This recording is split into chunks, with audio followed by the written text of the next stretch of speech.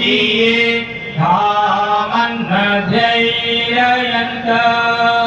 हे मनुष्यों, मैं परमात्मा अपने लोगों को प्रातः के समान सुखदायक सकल जगत का उत्पादक, वह सबका कामों को पूर्ण करने हारा, संपूर्ण लोक मात्र और नाम स्थान जन्मों को जानता है, और जिस सांसारिक सुख दुख से रहित नित्यानंद युक्त मोक्ष स्वरूप धारण करने हारे परमात्मा में मोक्ष को प्राप्त होके विद्वान लोग स्वेच्छा पूर्वक विचरते हैं, वही परमात्मा अपना गुरु, आचार्य, राजा और न्यायाधीश है। अपने लोग मिलके सदा उसकी भक्ति किया करें। ओम अपने नय शुभ